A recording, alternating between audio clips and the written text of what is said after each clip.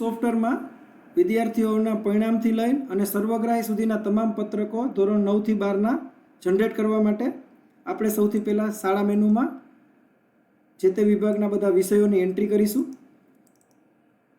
વિષય ગુજરાતીમાં અને અંગ્રેજીમાં અને સેવ કરતા જશું. આ રીતે બધા વિષય નાખીશું. ત્યારબાદ પરીક્ષા મેનુમાં માળખું, તેમાં મુખ્ય પરીક્ષાની માળખાની એન્ટ્રીમાં જશું, જેમાં ધોરણ સિલેક્ટ કરીશું. પ્રથમ પરીક્ષા 3 પરીક્ષા હોય છે, પ્રથમ, દ્વિતીય અને વાર્ષિક એટલે કે તૃતીય. પ્રથમ પરીક્ષાનું 50 ગુણ પ્રમાણેનું આપણે માળખું સેટ કરીશું. તેના 5 ગુણ, જો તેને ટકાવારીમાં ગણવા હોય તો ટોટલમાં ટીક રાખીશું અને વાર્ષિક પરીક્ષાના પરિણામમાં અડધા કરવા હોય તો તેને ટીક રાખીશું. આ રીતે આપણે દરેક પરીક્ષા વાઇઝ, ધોરણ વાઇઝ પરીક્ષાના માળખાની એન્ટ્રી તૈયાર કરીશું. આવી જ રીતે દ્વિતીય પરીક્ષાનું પણ આપણે માળખું નાખીશું અને વાર્ષિક એટલે કે તૃતીય પરીક્ષાનું માળખું નાખીશું. તૃતીય પરીક્ષાના માળખાની અંદર જે મુખ્ય વિષય છે તેના સિવાયના ઓપ્શનલ વિષય કે જે ટકાવારીમાં નથી ગણવાના તે વિષયના પણ માળખાની આપણે એન્ટ્રી કરીશું, જેમાં ટોટલમાં ગણવું અને વાર્ષિકમાં ગણવું ટીક નહીં કરીએ. આ ઉપરાંત જો આપણી સ્કૂલમાં વોકેશનલ સબ્જેક્ટ હોય તો વોકેશનલ સબ્જેક્ટની પણ આપણે અહીંથી જ આપણે એન્ટ્રી કરીશું, જેથી તેનું માળખું જનરેટ થઈ જશે. તો આ રીતે પ્રથમ, દ્વિતીય અને વાર્ષિક પરીક્ષાના માળખા સોફ્ટવેરમાં અહીંથી જનરેટ કરીશું. ત્યારબાદ માળખાની અંદર આંતરિક એટલે કે 20 ગુણના માળખાની એન્ટ્રી જનરેટ કરીશું, જેમાં ધોરણ, વિષય અને 20 માર્ક કઈ રીતે આપણે વર્ગીકરણ કરીશું તેનું માળખું નાખશું. ધોરણ 9માં એકમ કસોટી એટલે કે સામયિક કસોટી 1 અને 2 તેના 5 માર્ક 5 માર્ક ગણાય છે અને બાકીના વર્ગ કાર્ય, ગૃહ કાર્યના આ રીતે વિષય વાઇઝ નાખીશું. એવી રીતે ધોરણ 10માં પહેલી પરીક્ષા અને બીજી પરીક્ષા તેના 5 ગુણ કન્વર્ટ કરવાના રહેશે, તેમજ ગૃહ કાર્ય કે વર્ગ કાર્યના માર્ક્સ નાખશું. આ રીતે આપણે એક વખત 20 માર્કનું કઈ રીતે આંતરિક પરીક્ષા લેવાય છે તેનું માળખું જનરેટ કરીશું. ત્યારબાદ જે એકમ કસોટી ધોરણ 9 માટે લેવાય છે તેનું માળખું આપણે સામયિક એટલે કે પીરિયોડિક ટેક કસોટીમાંથી નાખીશું. તેના માટે આપણે ધોરણ, વિષય પસંદ કરીશું. પહેલા સત્રનું છે કે બીજું એટલે કે પહેલી સામયિક કસોટી છે કે બીજી તે પસંદ કરીશું અને તેના કુલ ગુણ નાખીશું, જેના આપણે આગળ જતાં આંતરિકમાં 5 માર્ક્સમાં કન્વર્ટ થશે. તો આ રીતે આપણે દરેક માળખા નાખીશું. 11 અને 12માં જો વર્ગ મુજબ માળખું નાખવાની જરૂરિયાત રહેશે તો આપણે અહીંથી વર્ગ મુજબ માળખું પણ એન્ટર કરીશું. ત્યારબાદ ગુણની એન્ટ્રી કરવા માટે પરીક્ષા મેનુમાં ગુણની એન્ટ્રી, તેની અંદર સામયિક પીરિયોડિક ટેસ્ટની એન્ટ્રી, જેમાં આપણે ધોરણ 9 વર્ગ તેનો વિષય પસંદ કરીશું અને અહીંયા સામયિક કસોટીમાં મેળવેલ માર્ક્સની એન્ટ્રી કરીશું. આ જ રીતે બીજી સામયિક કસોટીની પણ માર્ક્સની એન્ટ્રી આપણે અહીંથી કરીશું. દરેક વિષય વાઇઝ સામયિક કસોટીના માર્કની ગુણની આપણે અહીંથી એન્ટ્રી કરીશું. આ ઓપ્શનલ છે. જો આપણે આંતરિક ગુણની એન્ટ્રીમાં આમાંથી કન્વર્ટ કરવા માગતા હોઈએ તો જ આપણે અહીંયા ગુણની એન્ટ્રી કરવી જરૂરી છે. ત્યારબાદ મુખ્ય પરીક્ષાઓની એન્ટ્રી કરવા માટે આપણે મુખ્ય પરીક્ષાના ગુણની એન્ટ્રીમાં જશું, જેમાં ધોરણ, વર્ગ અને પરીક્ષા પસંદ કરીશું. સપોઝ પ્રથમ પરીક્ષા કરું છું, તેની અંદર ગણિત કે જે પણ વિષય હોય તે વિષય પસંદ કરીશું અને અહીંયા આપણે થિયરીના ગુણ એડ કરીશું. જ્યાં ક્લિક કરી અને અહીંયા આપણે ગુણ આવી રીતે એડ કરતા જશું દરેક વિદ્યાર્થી વાઇઝ. ત્યારબાદ જો આપણે વિદ્યાર્થીના ગુણની સ્લીપ એન્ટ્રી કરવા માગતા હોય તો અહીંથી સ્લીપ પણ પ્રિન્ટ નીકળી જશે દરેક વિદ્યાર્થીની, જે આપણે ક્રોસ ચેક કરી શકીશું. હવે કોઈ સ્કૂલમાં આપણે શિક્ષકો પાસે ગુણ એન્ટ્રી કરાવવા માગતા હોઈએ તો સોફ્ટવેરમાં એવી પણ ફેસિલિટી છે કે જેની અંદર તમે એક્સેલની ફાઇલ ક્લિક કરશો એટલે કોરી એક્સેલની ફાઇલ વિદ્યાર્થીના નામ સાથેની જનરેટ થઈ જશે, જે આપણે દરેક શિક્ષકોને આપી દઈશું, જેમાં તે લોકો તેની રીતે અહીંયા માર્ક્સ નાખીને અને આપણને આપશે.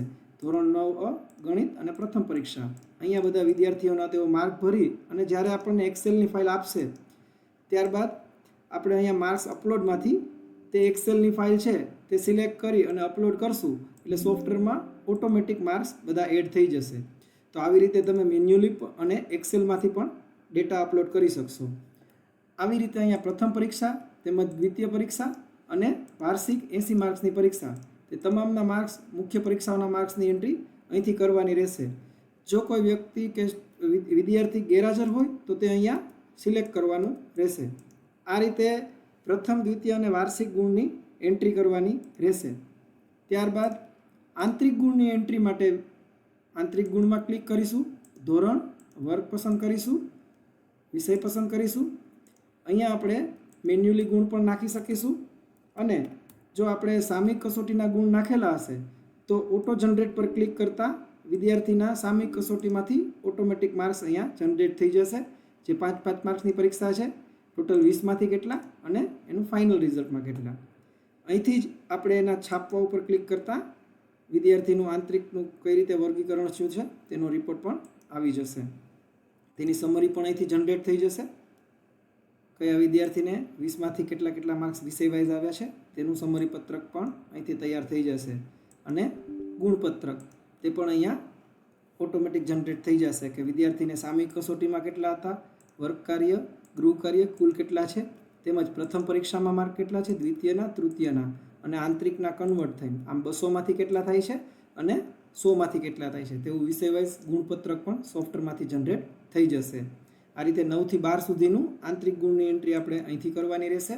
ત્યારબાદ હવે આપણે રિઝલ્ટની વાત કરીએ તો પરિણામ પત્રક રજિસ્ટર તેમાં જશું, જેમાંથી આપણે પ્રથમ, દ્વિતીય અને વાર્ષિકનું પરિણામ પત્રક રજિસ્ટર જનરેટ થઈ શકશે. જેમ કે પ્રથમ પરીક્ષામાં સિલેક્ટ કરી અને રજિસ્ટર ક્લિક કરીશું તો ધોરણ 9નું પરિણામ પત્રક રજિસ્ટર આ રીતે જનરેટ થઈ જશે, જેમાં ગ્રેડ, ટકાવારી અને ક્રમાંક ઓટોમેટિક આવી જશે. તેમજ જે છોકરા નાપાસ થતા હશે તો તેની નીચે રેડ કલરની અંડરલાઇન આવી જશે. આ રીતે પ્રથમ, દ્વિતીય અને તૃતીયના પરિણામ પત્રક રજિસ્ટર સોફ્ટવેરમાંથી જનરેટ થશે. તેમજ તેનો સમરી રિપોર્ટ પણ સોફ્ટવેરમાંથી જનરેટ થઈ જશે કે વિદ્યાર્થીની કુલ સંખ્યા કેટલી હતી, ઉત્તીર્ણ થનાર કેટલા, નપાસ થનાર કેટલા અને ઓવરઓલ સમરી. આ બધી જ વસ્તુઓ પરિણામની તારીખ સોફ્ટવેરમાંથી જનરેટ થઈ જશે. હવે વાર્ષિક સંગૃહિત પત્રક બનાવવા માટે વાર્ષિક પરિણામ પત્રક રજિસ્ટર બનાવવું તેમાં જશું, જેમાં આપણે ધોરણ અને વર્ગ પસંદ કરીશું. તેમજ સિદ્ધિગુણ, કૃપાગુણ અને ગ્રેડિંગ તેમાં ટીક કરતાં સોફ્ટવેર ઓટોમેટિક સિદ્ધિગુણ, કૃપાગુણ અને ગ્રેડિંગ આપી દેશે. જેમાં આપણે જોઈએ તો અહીંયા વિષય, આ મુખ્ય વિષય છે કે નહીં તે પ્રથમ પરીક્ષા, દ્વિતીય, તૃતીયમાં કેટલા મેળવવાના, આંતરિક ટોટલ 200માંથી 133 મેળવેલા છે અને તેના હાફ કરતાં 67 માર્ક્સ થાય છે. એના સિદ્ધિગુણ, કૃપાગુણ અને તેના આધારે ટકાવારીથી લઈને અને તમામ વસ્તુઓ જનરેટ થઈ જશે. ત્યારબાદ સંગૃહિત પત્રક પર ક્લિક કરતાં વાર્ષિક સર્વગ્રાહી પત્રક વિદ્યાર્થીનું જનરેટ થઈ જશે, જેમાં પ્રથમથી લઈને અને વાર્ષિક પરીક્ષા સુધીનો તમામ અહેવાલ અને રેન્કથી ટકાવારી સુધીનું તમામ વસ્તુ આવી જશે. તેમજ જો આપણે રજિસ્ટર બનાવવા માગતા હોઈએ તો વાર્ષિક પરિણામનું રજિસ્ટર પણ અહીંથી બની જશે, જેમાં નીચે સમરીથી લઈને અને ટકાવારી સુધીનું તમામ વસ્તુઓ જનરેટ થઈ જશે. અન્ય રિપોર્ટની વાત કરીએ તો વાર્ષિક પરિણામની તારીખ પણ સોફ્ટવેરમાંથી જનરેટ થઈ જશે, જેમાં ટોપ 3 સ્ટુડન્ટનું સીટ નંબર સાથેનું વાર્ષિક પરિણામની તારીખ જનરેટ થશે. ગુણપત્રકની વાત કરીએ કે વિષય વાઇઝ આપણે મેઇન સબ્જેક્ટના ગુણપત્રક જનરેટ કરવા માગતા હોઈએ તો આ રીતે દરેક પેજ ઉપર એક વિષય વાઇઝ ગુણપત્રક જનરેટ થશે કે પ્રથમ પરીક્ષામાં, દ્વિતીય 80, વાર્ષિક પરીક્ષામાં 80 અને આંતરિકમાં 20 માર્ક, ટોટલ 200માંથી 158 અને એના રૂપાંતરિત 50% કરતાં હાફ કેટલા થશે ને એનો ઓવરઓલ ગ્રેડ. આ રીતે વાર્ષિક પરીક્ષા મૂલ્યાંકન પત્રક પણ સોફ્ટવેરમાંથી જનરેટ થઈ જશે, જેમાં મેઇન સબ્જેક્ટ, ઓપ્શનલ સબ્જેક્ટ તેમજ સબ્જેક્ટ સમરીનો રિપોર્ટ પણ જનરેટ થઈ જશે. A1 ગ્રુપના કેટલા છે, A ગ્રેડમાં કેટલા છે, આ રીતે તેની ઓવરઓલ સમરી પણ જનરેટ થઈ જશે. કેટેગરી વાઇઝ સમરી જો આપણે ઈચ્છતા હોઈએ તો તે પણ સોફ્ટવેરમાંથી જનરેટ થઈ જશે. SC ST વાઇઝ અને ગ્રેડેશન વાઇઝ કેટેગરી વાઇઝ વાર્ષિક પરીક્ષાનું મૂલ્યાંકન પત્રક જનરેટ થઈ જશે. તેમજ પાસ ફેલનું રિઝલ્ટ તે પણ સોફ્ટવેરમાંથી જનરેટ થઈ જશે. આ રીતે સર્વગ્રાહી તેમજ અલગ અલગ પ્રકારના રિપોર્ટ અને મેરિટ સુધીના તમામ વસ્તુઓ સોફ્ટવેરમાંથી જનરેટ થઈ જશે. માત્ર ગુણ નાખવાથી આ તમામ વસ્તુઓ થઈ જાય છે. ત્યારબાદ પરિણામ પત્રકની વાત કરીએ તો રજિસ્ટરમાં પરિણામ પત્રકમાં ક્લિક કરીશું. વાર્ષિક પરિણામ પત્રક કાઢવા માંગતા હોય તો વાર્ષિક પરિણામ પત્રક ધોરણ 9 વર્ગ અ અને ઓકે પર ક્લિક કરતાં વાર્ષિક પરિણામ પત્રક જનરેટ થઈ જશે, જેમાં વિદ્યાર્થીનું નામ, UID નંબર, જન્મ તારીખ બધું આવશે. દરેક વિષયો, એના મેળવેલ ગુણ, કૃપા ગુણ કે સિદ્ધિ ગુણ હશે તે, ઓવરઓલ ગ્રેડ તેમજ જે ઓપ્શનલ વિષય હશે તો તેમાં આગળ સ્ટારની નિશાની પણ આવી જશે અને નીચે રિઝલ્ટ સુધીનું તમામ વસ્તુઓ તૈયાર થઈ જશે, જે દરેક એક પેજ ઉપર એક વિદ્યાર્થીનું હશે.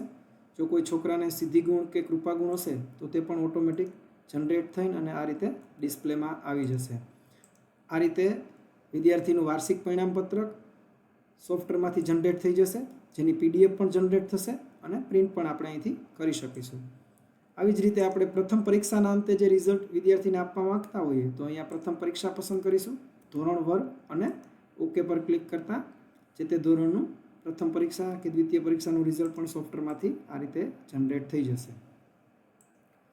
હવે ધોરણ 10ની જે 20 માર્ક સ્કૂલ લેવલેથી આપવાના હોય છે તેના પત્રકની વાત કરીએ તો રજિસ્ટરની અંદર બોર્ડના પત્રકો, તેની અંદર વિષય વાઇઝ જે આપણે આંતરિક ગુણમાં એન્ટ્રી કરેલી છે તેના આધારે આ જનરેટ થઈ જશે. આંતરિક ગુણની વાત કરીએ તો માળખામાં આંતરિક ગુણ નાખ્યા પછી ગુણની એન્ટ્રીમાં જ્યારે આંતરિક ગુણની એન્ટ્રીમાં જઈએ અને ધોરણ 10 અને વર્ગ અ પસંદ કરીએ વિષય છે, આ પ્રથમ પરીક્ષા અને દ્વિતીય પરીક્ષાના માર્ક્સ આવે છે તે ઓટો જનરેટ કરશો એટલે પ્રથમ અને દ્વિતીયમાંથી સોફ્ટવેર ઓટોમેટિક ફેચ કરી અને અહીંયા બતાડી દેશે. તેના આધારે જ ગુણપત્રક જનરેટ થશે બોર્ડમાં મેમ્બરને આપવા માટેનું. તો એમાં ધોરણ 10 અને ગુજરાતી સિલેક્ટ કરી અને પ્રિન્ટ પર ક્લિક કરીએ તો તેનું રિઝલ્ટ જનરેટ થઈ જશે દરેક વિષય વાઇઝ.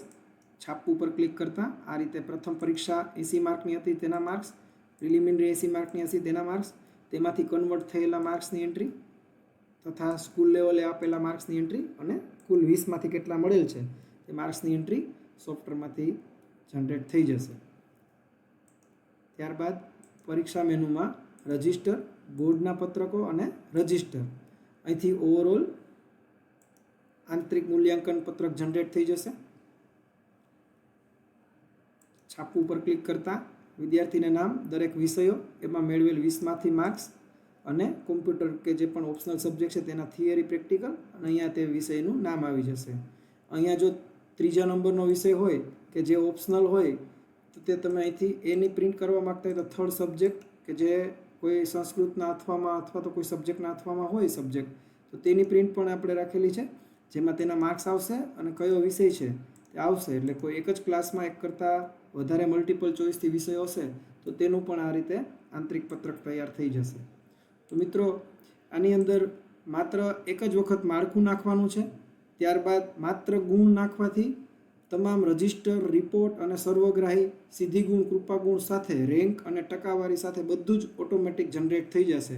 એટલું સરળ સોફ્ટવેર છે અને વધારાની ફેસિલિટી તમે એક્સેલમાંથી પણ માર્ક્સ અપલોડ કરી શકો તે બધી આપેલી છે.